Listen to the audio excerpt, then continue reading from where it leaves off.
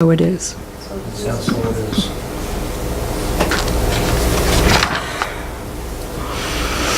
You know, I think that compared to all the hoopla around Mother's Day, that dads might feel a little bit cheated on Father's Day.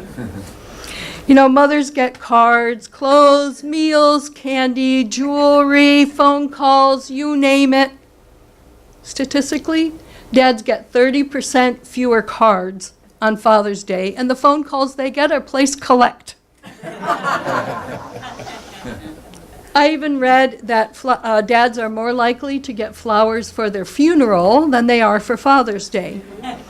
So when I read that, I went and got John a dozen red roses.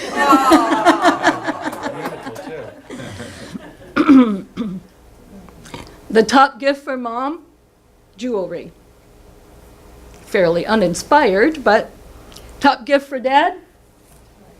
One of 8 million ties sent to the stores specifically for that reason. And I just saw a commercial on TV the other night. It said, "Craftsman tools are to Father's Day what flowers are to Mother's Day." Great of course, it was. Yeah, really. Yeah, it was Sears that was doing that. Well, who was it that hatched the idea for Mother's Day? It was a woman named Sonora Dodd, whose father was a Civil War veteran. Not only that, well, she actually conceived the idea after she heard a sermon inspiring Mother's Day. So, of course, you know, mothers came first, I guess. But anyway, so her father had to take over the care of the children after the mother died in childbirth with the 6th child. So Mr. Dodd not only had a new infant to take care of, he had to take care of the other 5 children as well. Raised them up, and she felt that he very selflessly sacrificed everything about himself for the good of his children. So the date was changed from his original birthday of June 5th because it wasn't enough time for her to get everything ready. So they celebrated the very first Father's Day on June 19th. And it wasn't until 1966 that President Johnson signed the proclamation that Father's Day would be celebrated the 3rd Sunday in June. So what are we supposed to do on Father's Day? Well, according to the website menstuff.org, it describes the event as a time to give love and thanks to all fathers, grandfathers, and great-grandfathers. A day for all fathers to celebrate fatherhood and contemplate their sacred duty to provide for the physical, intellectual, emotional, and spiritual needs of their children and the other children of the world. How do you think we're doing? Need improvement. Yeah. So, with all that in mind, what story exemplifies all of that better than the story of the prodigal son? You're familiar with that story, I'm sure, and I think that when he told the story, Jesus realized the pitfalls of parenthood and servanthood, and he wanted to make sure that we understood what it was that he wanted to teach us about God the Father. I want to set the stage of the video that we're going to see in a couple of minutes by putting it in a context. Jesus has been traveling, going on his way back to Jerusalem, and teaching through the various parables the love that God has, especially for the humble, the lowly, and the lost. And his love for us, even if we feel we are lacking in skills in our relationship with God or with each other. Most of the people at that time didn't understand what God was all about. What was he like? They saw him as a mean punisher, someone ready to beat them with a stick, senseless with a stick. Yeah. And Jesus wanted to make sure that we understood through this story that God is not a stick-wielding punisher. He loves us, and he wants only the best for us. You need a new pair of shoes, son, and take this new robe to keep you warm. He would have been talking mostly to Jews, with maybe a few Romans sprinkled about, and people coming through on passing caravans. So let's watch the video.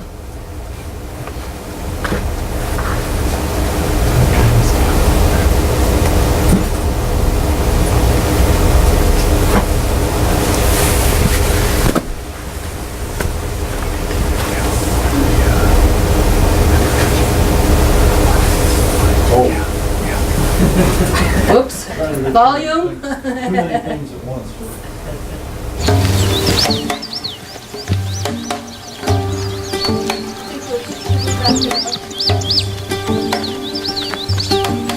And not many days after,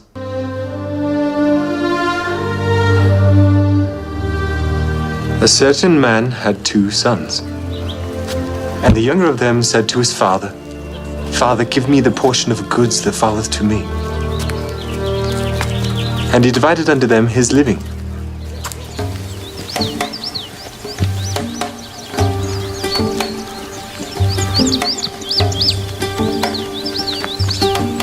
And not many days after, the younger son gathered all together and took his journey into a far country, and there wasted his substance with riotous living.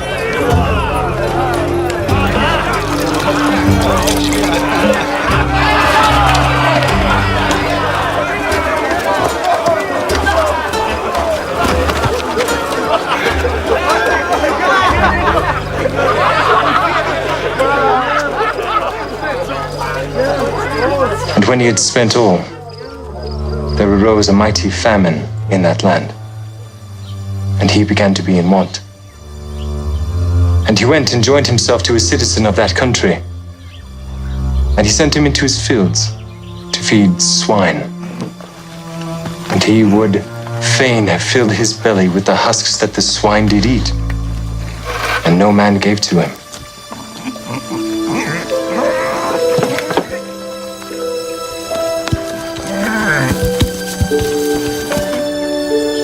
And when he came to himself, he said, How many hired servants of my father's have bread enough and to spare? I will go to my father and will say unto him, Father, I have sinned against heaven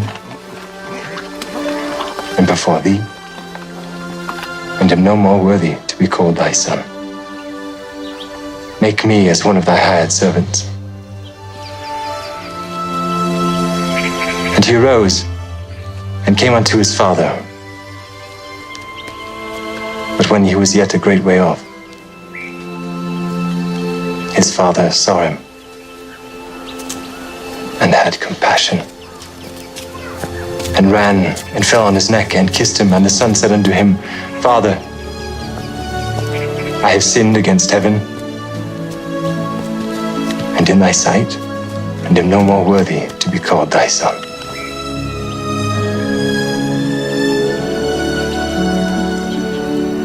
But the father said to his servants, Bring forth the best robe and put it on him. And put a ring on his hand and shoes on his feet. And bring hither the fatted calf and kill it, and let us eat and be merry. For this my son was dead and is alive again. He was lost and is found. And they began to be merry. Now his eldest son was in the field. And as he came and drew nigh to the house, he heard music and dancing. And he called one of the servants and asked him what these things meant. And he said unto him, Thy brother is come, and thy father hath killed the fatted calf, because he hath received him safe and sound. And he was angry and would not go in. Therefore came his father out and entreated him. And he, answering his father, said, lo, these many years do I serve thee. Neither transgressed I at any time thy commandment, and yet thou never gavest me a kid, that I might make merry with my friends. But as soon as this thy son was come, which hath devoured thy living with harlots, thou hast killed for him the fatted calf. And he said unto him, Son, thou art ever with me, and all that I have is thine. It was meet that we should make merry and be glad. For this thy brother was dead, and is alive, and was lost, and is found.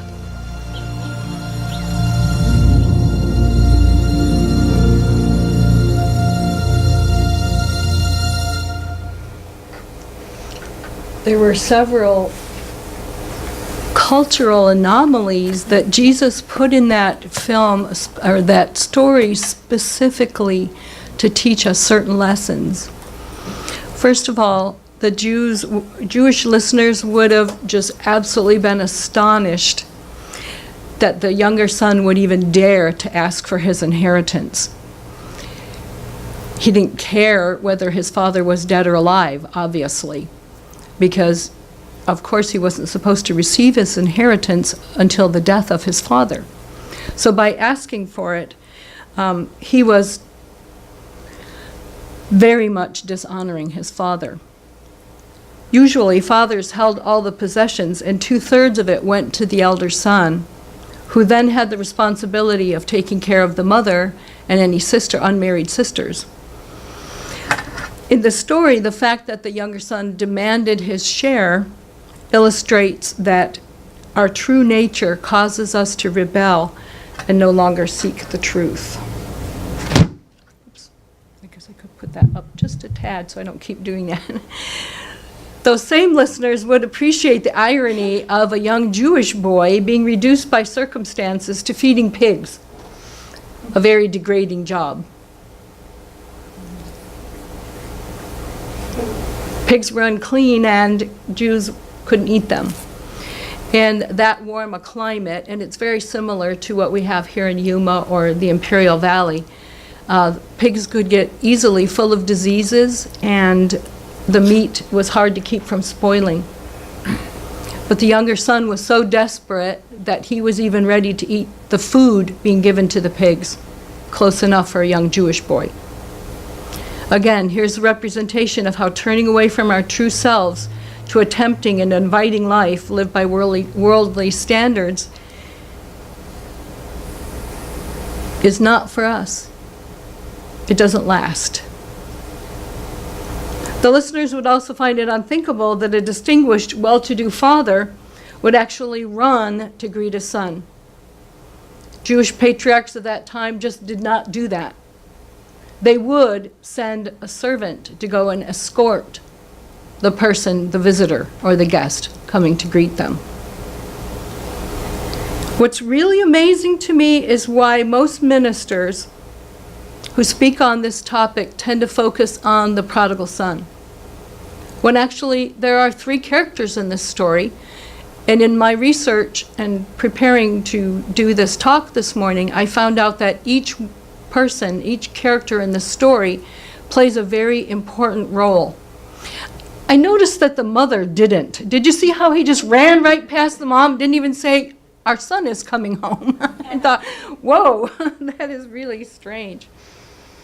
Oh gosh. Prodigal means reckless. And the prodigal son is an archetype of each one of us. I mean, who among us has not spent too much money on something that we thought we really, really had to have? An expensive car, a fancier house, a nice piece of jewelry.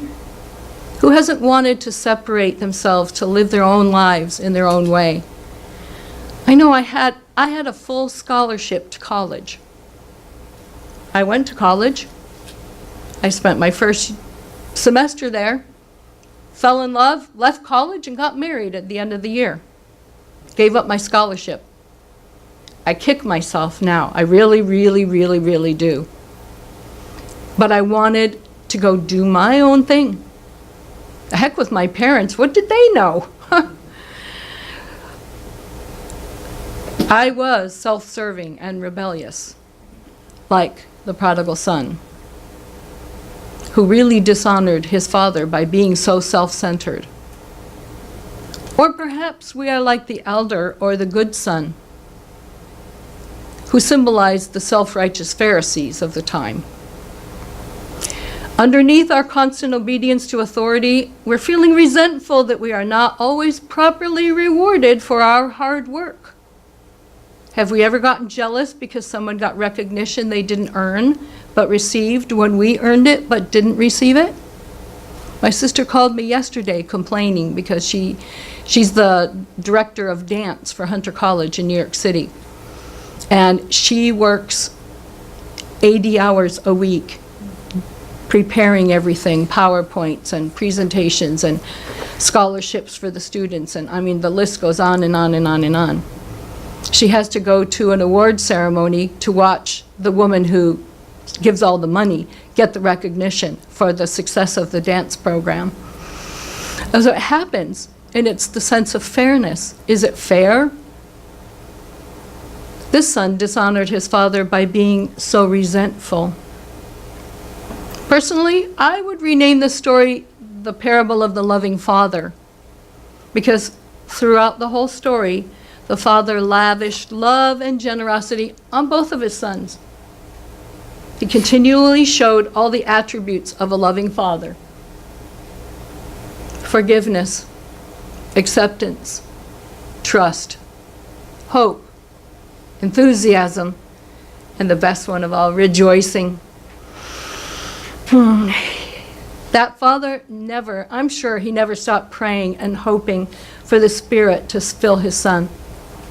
He willingly broke with the law by withholding the elder son's portion and giving the 1/3 to the younger son.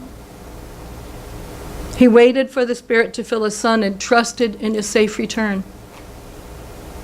When he saw him far off, he was rejoicing, and he ran down the road with love and affection to greet him, not with a stick to beat him. It doesn't show in the video, but in my research I read that someone felt that he also went down to greet him so that he could walk back with him and protect him from any bystanders or nosy neighbors or people who might have been jeering at him as he walked back home. Oh, look who's dragging himself home, kind of thing. And I give him honor for that. He enthusiastically called for his ring to be placed on his son's finger and a new robe given to him, and specifically demanded that the son be given shoes.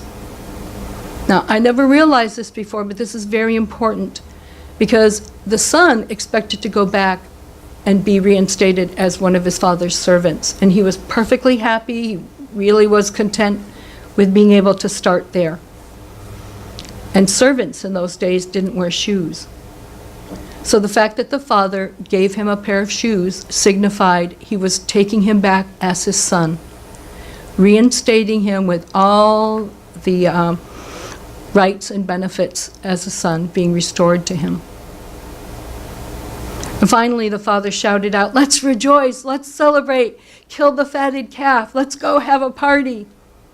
My cherished one has come home." The father never played favorites. He never said, "I love you more than I love your brother." He spread his generosity indiscriminately, and this disrupts our earthly sense of fairness, like with my sister Kathy. She can't, she's so involved, she can't see the big picture. This father didn't dispense fairness. He dispensed love. and unending forgiveness, acceptance, trust, hope, enthusiasm, and rejoicing. The moral of this story of the prodigal son is if we too turn from our poor judgment and self-serving ways, God welcomes us into the family with open arms, with love, and giving us all the rights and benefits of membership of being in his family. So if we're going to celebrate fatherhood today, let's celebrate all the times we've shown the attributes of being a father: forgiveness, acceptance, trust, hope, enthusiasm, rejoicing with our own children. Blessed them, worried over them, thought about them, cared for them, and loved them, even when they didn't know it, or they thought, or we thought, they didn't deserve it. They were walking their own path to maturity, which may not have meshed with our plan for them. So it's important for us to tell them all the time how much we love them, because we do love them, even if we sometimes don't love what they do. Neither of the two sons in the story had a loving relationship with their father. The younger son didn't care whether he was alive or dead, obviously, when he asked for his inheritance so he could go off and do his own thing. The elder son felt his father was a harsh overseer, that's it, who kept him slaving in the fields and never gave him any kind of reward. Didn't think about he had a place to live, he had clothes to wear, he had food to eat, and unbeknownst to him, I bet his father was probably starting a herd for him of his own for when he decided to go off with his wife. But when the older brother discovered that all the love and gifts were being given to the returning son, he exploded in anger and refused to join in the celebration. Rather than understand and share in his father's joy, he stayed outside and was complaining. Have you been there and done that? I have. I wish I could go back and redo. The lesson Jesus was teaching is this: there are two ways to run from the love of our divine self. One, like the younger son who ran by rebelling and putting himself first. Or, like the older son, remember he was targeting the Pharisees. There are those who run headlong into religious activities thinking, I'm going to impress God with all the wonderful things I do. But they become angry when they haven't been appreciated. All the father of these two sons wanted was for both of them to know how much he loved them. He didn't care about their obedience. He cared about receiving their affection. And while I appreciated the times my children obeyed me, what sticks in my memory the most is the times they gave me love and affection. At some point in our lives, we've all been one or maybe both of these sons. We've wasted ourselves on things that didn't satisfy our inner selves' hunger for peace and harmony. Or we whirled around actively chasing shadows rather than planting ourselves firmly in matters of substance for our true spiritual growth. That's why I love this church so much and the book studies that we get to do, so I can start planting myself. Today on Father's Day, we focus on the fact that God is not any more interested in our sacrifice, commitment, or service than he is in our rebelliousness or self-serving actions. We don't have to be good. We don't have to be right. We certainly don't have to be perfect. Yay. He loves us, and he wants to be one with us. He just wants us to know how much we're loved and hopes we will love him in return. Because remember, he's inside us. We have God in us. If we understand that, everything in our lives will fall into place. Charles Fillmore wrote in The Revealing Word, when we make unity between the outer sense and the inner spirit, the return of the prodigal son to the Father's house, there is great rejoicing. The outer is flooded with the vitality, unending power is put into his hand, and his understanding is strengthened. The fatted calf is the richness of strength, always awaiting the needy soul. When all these relations have been established between the within and the without, there is rejoicing.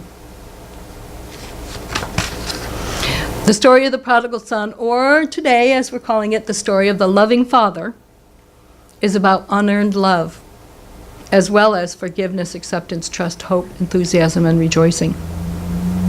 It is a lesson for us that we have a loving and forgiving, accepting, trusting, hopeful, enthusiastic, and rejoicing divine spirit who calls us to be loving and forgiving, accepting, trusting, enthusiastic, and rejoicing for ourselves as we search for and find the truth within us, for our children as they find their way home, and for the world as we take our place in the workings of the cosmic universe. When we come to ourselves and return to the Father, when we make conscious at-one-ment with God, the unfailing source of every good in our life, we will immediately begin to both express outwardly and absorb inwardly forgiveness, acceptance, trust, hope, enthusiasm, and rejoicing. Thank you, F-A-T-H-E-R. And so it is. Yes. And now we're going to go into a time of meditation. Can you see all right if we turn? Thank you, honey.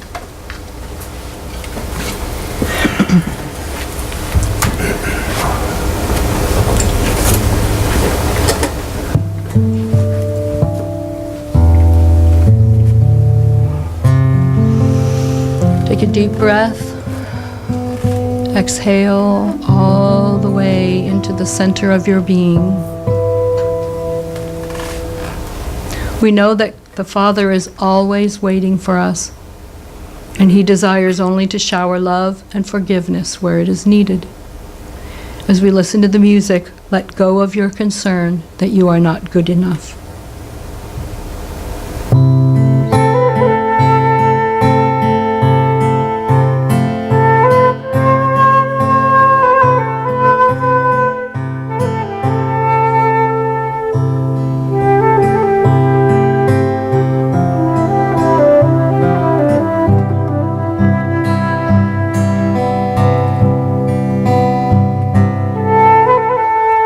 Relax into the knowledge that you are forgiven.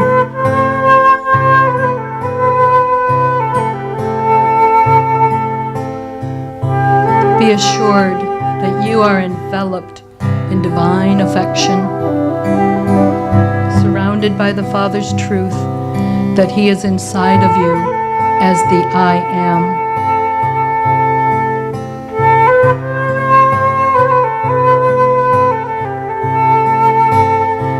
Strengthen your inner core of enthusiasm and begin to float on the sea of rejoicing, one moment at a time, floating on the ship that today we've named F-A-T-H-E-R, Father. Forgiveness, acceptance, trust, hope, enthusiasm, rejoicing.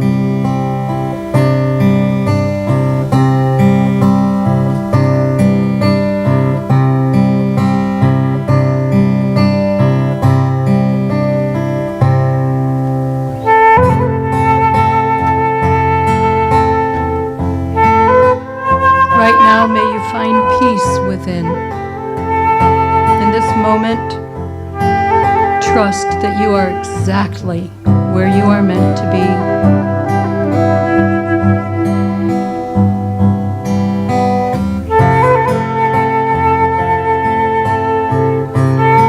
Meditate on the infinite possibilities born of faith.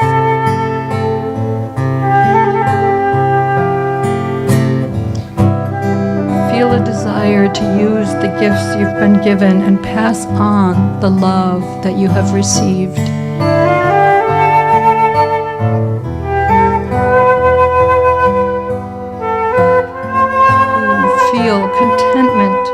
in with the place that you are right now in the universe. Let all of this seep into your whole being and feel the awareness as it does.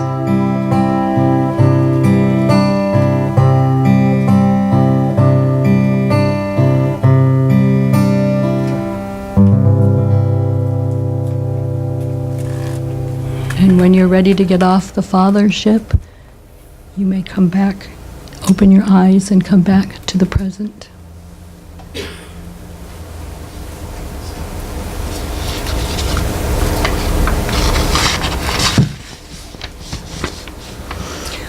How about a stretch break? Why don't you all stand up and we'll get ready for the offering, but time to just take a little bit of a stretch. Oh, and let's say our affirmation together, please. Divine love through me blesses and multiplies all that I have, all that I give, and all that I receive.